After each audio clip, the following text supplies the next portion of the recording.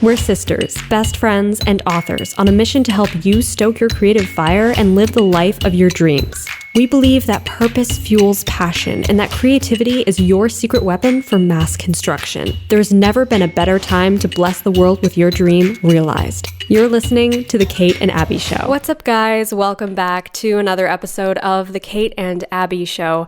Today, we're talking about getting into your character's voice, finding your character's voice and immersing yourself in the shoes of your character so that you can write with more vivid narration and make your reader feel like they are stepping into this character. So we get a lot of questions about character voice and how to craft a character voice for your protagonist or whatever character you're writing from their perspective and make your reader really feel immersed in the story. So we're going to dive into this topic today. Me and Kate have a lot of different tips to give you guys on this. So I'm excited to talk about this. But first, we have to thank our sponsors, who are you guys. You're the ones who support this show and keep it going, and we so appreciate your support. So if you get value out of this podcast, go to patreon.com/The Kate and Abbie Show and help us keep this podcast alive and free of interruptions. Okay, let's dive right in. So, how can we get into our character's skin? That's the big question, really. And I think there are a few ways to do this. There are quite a few tips that I have talked about on my channel in the past and that constantly serve me. Some of them are like more mental things, like as far as plotting and character development goes. But some of them are just like hacks in the actual writing process that really help us out. You and me both. Right. Yeah. So what is the number one thing that you have to do when you first start writing a new character to really sink your teeth into their voice? Usually it's just spending time with that character. Yeah. Fleshing them out in my own mind. So for me, I like to spend a lot of time mentally with the character, whether it's pinning images on Pinterest while listening to a playlist or music that reminds me of that character, figuring out who is this person. Not even who is this character, who is this person? Yeah. What do they like? What upsets them? What makes them overjoyed? What are their pet peeves? What sorts of art forms do they enjoy doing? What sorts of hobbies do they enjoy doing? Are they outdoorsy? Are they indoorsy? What colors are they attracted to? Things like that. And so for me, a lot of times, because I'm also very much into photography, I love visuals. I love being on Pinterest. I love not just being on Pinterest in general, but I mean for the purposes of finding character inspiration. I love to spend time looking at different images that remind me of my story and remind me of my character. And so I can assemble a board of images that as soon as I go to that board, I'm like, oh, okay. And it's just a whole mood. It's a whole vibe. It makes me feel one with that character. Like their complete vibe is in that board. The same with music. Yeah. Listening to certain songs will automatically trigger me to step into that character. You know what I mean? Yeah, for sure. Because it's really like, like that's a term in acting is like getting into character. Yeah. And it's like I've had friends who are into acting, and they'll be like, I was getting into character, which means getting into that headspace of being that character. Well, we're kind of doing that as writers, right? Yeah. Even though we're not acting out something, we are acting it out with our written word. Yeah, and emotionally. Yes, and emotionally, you're yes, like most going important. through the same thing that your character is going through. Yeah, I find that incredibly helpful too. Like you said, getting to know your character. Even when you're not sitting down at your computer or at your notebook actively writing, this is something that I do all the time, is just spend time brainstorming. And like, I will immerse myself in a scene that I'm not even physically writing at the moment, but I'm trying to immerse myself in the emotions of the characters and what they're going through, and even sort of mentally acting it out, like you're saying, like really getting into character as if you are that character. Because even if you're not writing from first person, you still have to convey all those emotions, through your writing. That's the whole art form of narrative prose, is to convey what your character is feeling. and to show your reader that. So I find it really helpful to get into those deep brainstorming sessions, and music can really help that, like you're saying. Making playlists for characters. I do that all the time. I'll make like individual playlists for each character in a book that I'm writing their perspective. And it just really helps to immerse you in that headspace. And another thing that really helps me, that is probably no surprise to anybody, is figuring out my characters' personality types, particularly with Enneagram. And it's just really helpful for figuring out what they believe, what they're afraid of, what they want in life.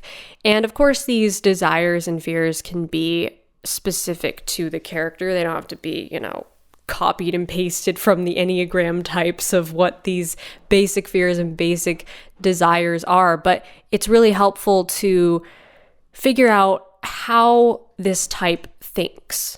Because if it's not your personality type, it might feel a little bit unfamiliar when you go to write it. And I've actually had quite a few writers ask me, how do I write a character that's like totally opposite my personality? And it definitely takes some getting used to at first, I think. But as you do it more, the more you do it, the more you want to do it, I find. The more it's attractive to write a character that's not like you. Which I would say, like, you do that really well. And you've done that with your recent writing projects. Like, all the ones that are coming to my mind, like Weston in 100 Days of Sunlight is like this extremely, not like opposite, but like very much different from your personality. Like, he's very bubbly, very extroverted, very go-getter personality, like, a go-getter. And he just is like very outgoing. Yeah. And you write him marvelously well. And in our new series, the character you're writing is very different too. Yeah. Kind of similar, actually. Yes, he's very similar. So I've noticed that you seem to actually gravitate to not only writing it's someone who's, very different in personality, different gender, different personality than you. But yet it's like you're more attracted to writing that. And I find that in myself too. Yes. That it's almost like write what you're most attracted to. You know what I mean? Exactly. Because it will be more fun and engaging that way. Whereas if you write, a character that's your personality and has the same sort of tendencies and personality traits that you have, you might get bored with that pretty easily. And not always, but sometimes I get bored with it. Like, I had way more fun writing Weston's point of view than Tessa's point of view. I liked writing both of them, but I think it's pretty obvious that Weston's my favorite. But it's so funny too, because like Tessa is so much like me, her character, her personality, how she's so organized and very type A and very introverted. Like, I can relate to all those things, but it's almost more fun to write. It's definitely more fun to write a character that is opposite of those things, because you're kind of vicariously experiencing this new thing that you don't experience in your normal life. So, that's the whole point of writing, right? Exactly, because you get to experience something new and different. And it's almost like, it's more entertaining. It's just more entertaining. Yeah. You know what I mean? So I think you'll find certain like qualities, or maybe you gravitate to writing like, I gravitate towards writing like strong female leads, or I gravitate towards writing like quirky male leads. Like, figure out like what it is, because that's most likely probably what you enjoy watching in series or movies and reading in books, and that's probably what you enjoy writing, because you have to understand that even though you're writing it, you're getting entertainment. This is entertaining for you, or at least it should be for a lot of us. We're also being entertained by the experience. So it's important to not be writing a character that you're like, oh, this feels really predictable and flat. Right. So I'm not really intrigued, or I'm writing a character that's just like me. And so I already know how they'll react to like every single thing. Not that I'm saying your character should be unpredictable to you, like you have no idea what the character's doing. But what I'm saying is there should be an element of adventure and exploration, and not boredom from the outset. You know what I mean? Yes, exactly. And it also gives you an opportunity, I think, to to gain emotional intelligence, about other people and other personalities, and to learn about other personalities and how they respond to things. And, maybe you're really introverted, but it would help to understand how an extroverted person responds to certain things so that you can write an extroverted character better. And if you feel like at all lost starting out doing this, find some people who are similar to the personality of your character and talk to them and ask them questions. Maybe there are some writers in your writing groups or like online communities that you can chat with who are the same personality type as your character, and you can kind of bounce ideas off of them. If you get stuck like, I don't know how this character would react in this situation, just look around for ideas and inspiration. And I found that is really helpful when I was first trying to kind of get into character of personalities that I wasn't familiar with. I would ask other people, how would you respond in this situation, just to see what their perspective is. And I've always found that pretty fascinating. But going back to the personality thing, it's something that is really helpful just as a guide, but you don't have to use as like a rule book of like, they have to be like this because that's their personality type. Like, no, everybody's different. Not every person doesn't fit into a mold or fit into a box. And your character is unique because of their past experiences and how that has shaped who they are today, and also their beliefs. So taking all those things into account, your character is unique, and finding their unique voice is really what you want to do. So another way that I like to kind of differentiate my characters from each other is to assign like certain phrases and even like narrative styles to one perspective, especially if I'm switching perspectives in a book, so that it doesn't feel like every character has the same style of thought or like writing style, Right, yes. Like really when you're switching between different characters, it's really like your writing style should kind of change. Yes. I think, in that it's not really every character that you're reading their perspective and their view of the world is different from the other characters. Right. So naturally they would write differently. If they were writing this book, their stream of consciousness would sound and feel different. And so that can take some practice for sure. One of the hacks we found, though, is changing fonts. Yes, that's exactly what I was going to lead up to. It creates that mental trigger. Yes, it does. And you can find different fonts that like kind of reflect the flavor of your character's personality, whether it's something with, clean lines, very modern, or something more fancy and serif, or more scripted, or whatever is the mood that kind of matches your character's aesthetic, so to speak. And this goes back Comic to the aesthetic. Sans. Comic Sans. I've heard some writers say that, like, if you have writer's block, you should just write in Comic Sans, and you just write because, like, it already looks ridiculous, and so it's not, like, intimidating at all. Really? Yeah, I've heard funny. some writers swear by that. I've never tried that. That's interesting, though. That is very interesting. Yeah, but I mean, yeah, get some new fonts and try out some different looks and aesthetics in your Scrivener. Also, changing your Scrivener aesthetic, like the theme, can really help to get you into a different headspace. I do that sometimes when I'm switching points of view.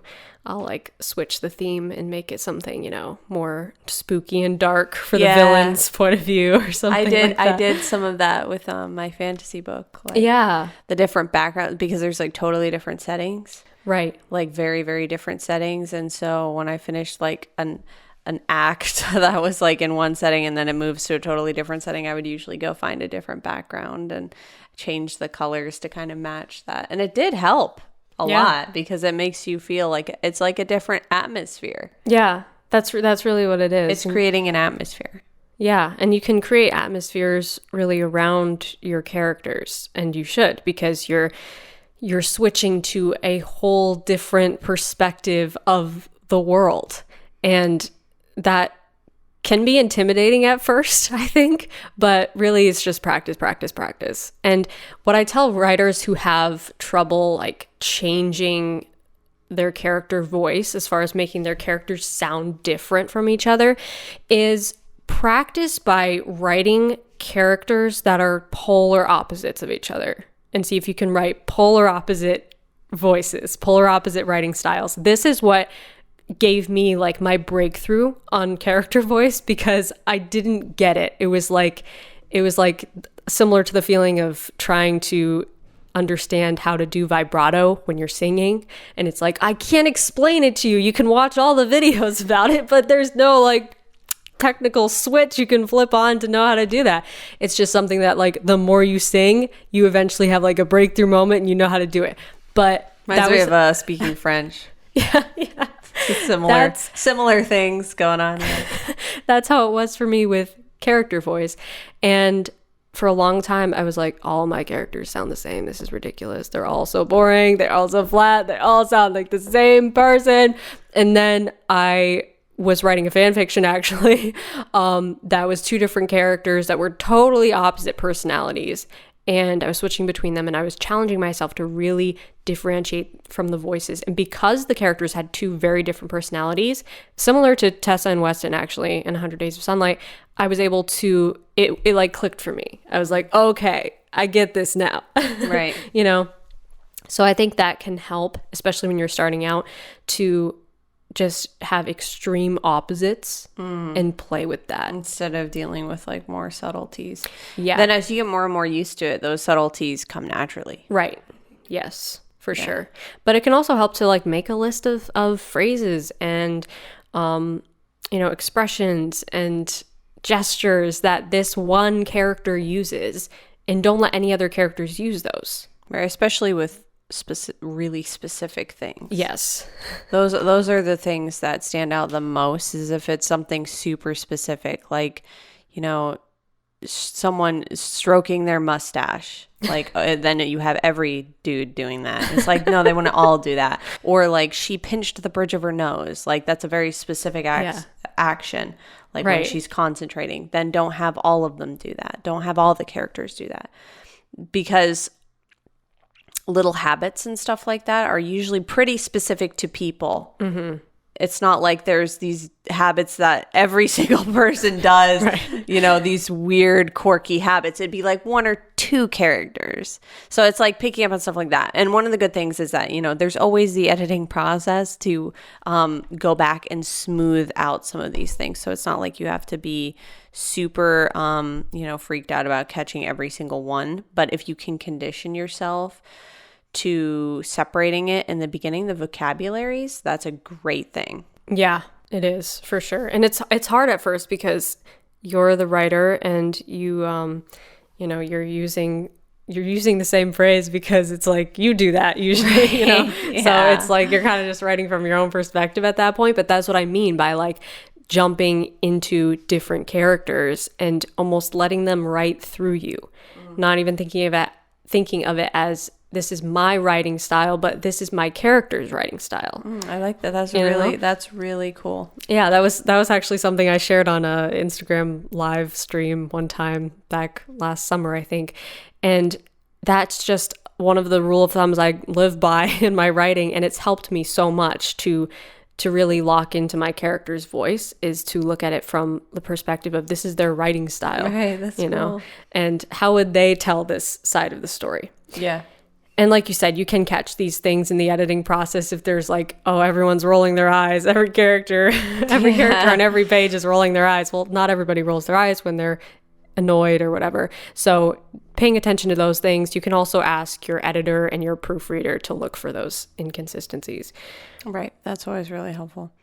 And one of the other things too is backstory. Yes. Backstory is another thing that can help you really learn about your main character, and really any of your characters. You can even do this for sub-characters. I know Abbie's done it for sub-characters. Abbie is really huge into writing backstory that may not even make it into the final draft, but it's for your benefit.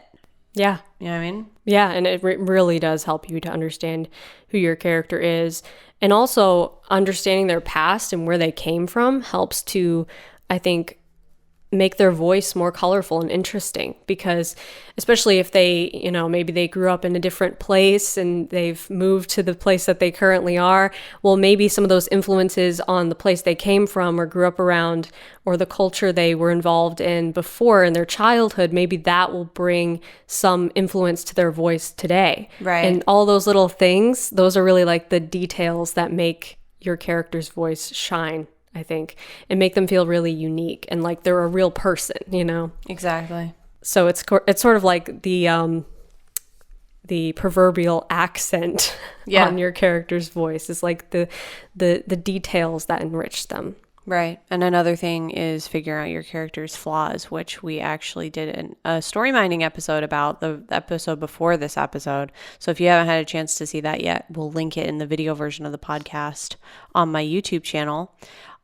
Because that's another thing that really helps you understand your character and be able to step into their shoes much better, is to understand what are their flaws, what are their faults, what are their shortcomings, what are some of the things that they struggle with. What's their internal conflict? What's their internal conflict? That's something Abbie hardly ever talks about on her channel. I I keep telling know. her she should talk about internal conflict. I really need to talk about it more. Yeah, it's like, I think you mentioned it like one time. Once or twice. I really need to make more videos on that. Yeah. But but I mean, like, even that is going to come into play in your character's voice all the time, especially if you want your character's internal conflict to be a very present struggle for them. That's going to constantly be shaping who they are and how they see the world and how they talk to others. And it's like the sun that all of their conflict and everything else orbits around, Yeah, I like that. It's like the centerpiece, it's the core, it's the central burning it's question. the center of the storytelling solar system. Exactly. Yeah. That's a good analogy. Yeah, Good you could do one of those like models that kids make for science class, where you like label each one with different elements of the story. Yeah, I like that. And the sun would be labeled internal conflict. Yes. Yep. Yeah. So and all the events of the story just kind of orbit around that. Exactly. So it has to, you have to constantly be seeing that sunshine. Yeah. From the internal conflict. Right. And it's when you lose track of that it falls flat. Yeah. Most of the time, that's why. Most of the time, that's why it falls flat, is because you've lost track. We were talking about this the other day with TV series. How a lot of times when it starts to like, oh, why is this season just not as good as the first season? Most of the time it's because we've now branched out to like sub characters that we've lost sight of the main character, why that matters to the main character, why it matters within their internal conflict. We can no longer see that, and that's why it feels kind of like, meh. Yeah. That's usually what happens. Yeah, true. So to avoid that, I think there are some great ways you can get into your character's internal conflict by delving into their backstory, delving into their flaws, delving into what makes them tick, delving into their internal conflict. All those things are what make up their internal conflict. Yeah, exactly. And like I said, it's like an ever-present thing in all of their actions, all their decisions, even if they're not making big decisions or taking big action on anything, even just little everyday things. Like, let's say your character has some misbelief that they aren't worthy. Okay, I know that's like very vague, but you could branch off of that with something specific. They have like an inferiority complex. They feel like they're not worthy. Well, that internal narrative would constantly be affecting all their decisions and what they do throughout their day. So like, just a quick example of ways to show that instead of like having to hit the pause button to go into their internal conflict would be, every time they say something or suggest something, they have a really hard time speaking their mind, or they feel like they need to apologize for asking for something, or for even just being there, inconveniencing somebody. They constantly feel like a nuisance, or like they're bothering people to be getting their attention or something. Or they apologize for things that aren't their fault. Yeah. Like someone else does something wrong, they apologize for it. Exactly. Like little things like that. And again, this can really help to analyze other people and analyze other personalities and what this looks like in action. But all of these little things add up to your character's voice, and they're just different ways to show your character's internal conflict is through their actions, through their thoughts. We don't need to hit the pause button on the story to be told, okay, here's my internal conflict. This is what happened in my past. This is what I believe now. we don't want that. That's going to be too like out in the open, too what's the word, like self-analytical, and like nobody can objectively observe themselves. Yeah, very like few people can. Actually, most people don't know why they will feel a certain way about something. I mean, this is largely one of the reasons why therapy exists, why people go to therapy, is because they're not sure why they feel a certain way. Right. You know, we can't all just be like, oh, well, you know, I feel that way because one time in my childhood, I had this experience that made me feel unworthy. So now everything I do kind of stems from that experience, and it's just snowballed from then. And this is why I do that. That would be really nice if we could all figure ourselves out that easily and quickly. So when you make a character be able to, you know, figure out their internal conflict in a heartbeat and explain it in a really cohesive way, it kind of deflates the suspense to see where that journey is going to take them. And it also feels a little unrealistic because most people, and speaking for myself personally, I know I can't explain why I do every action or why I have every thought that quickly and easily. You know, I think a lot of people can relate to that. Like, you don't necessarily know. Yeah. You know what I mean? Exactly. You might feel grumpy or irritated, and you might not be able to explain exactly why. You know what I mean? Right. So I think it's important to bring that realistic element, like you were saying. Yeah. Keep it more nuanced. Show it through action. Yes. Rather than pausing to info dump, sort of. Exactly. Show, don't tell. Don't tell us that this character feels inferior. Show me her not be able to request something or start a conversation or feeling inferior to other people around her, and showing those actions and those responses and, you know, moments where, you know, she is, you know, having anxiety about interactions and stuff like that, or overthinking things, or reliving a conversation that she had hours ago, wishing that she could have said something differently. That's showing me now that she's dealing with some sort of deeper anxiety about these interactions, you know, without having to stop and be like, well, I have a really hard time doing this and I feel inferior and I'm dealing with this internal conflict, you know. So actually, that would be a great episode. You guys can tell us if you would want to see an episode like this where we kind of break down showing versus telling, because that's something that I think, and I know as a writer, I sometimes struggle with that. Like, am I showing it there or am I telling too much?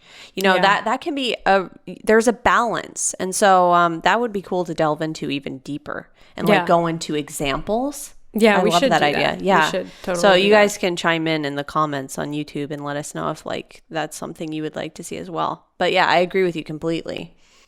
Yeah, so I think we touched on some good tips today for getting into your character's voice, really stepping into their shoes and letting your reader have an immersive experience with your book, your story, your movie, whatever it is you're writing, really getting into your character's voice. So hopefully you guys got some value out of this episode. Hopefully you took some notes. Comment below and tell us what you thought. Join the discussion. We love to hear from you guys. And if you're listening on another podcast platform, give us a nice rating. We always appreciate that.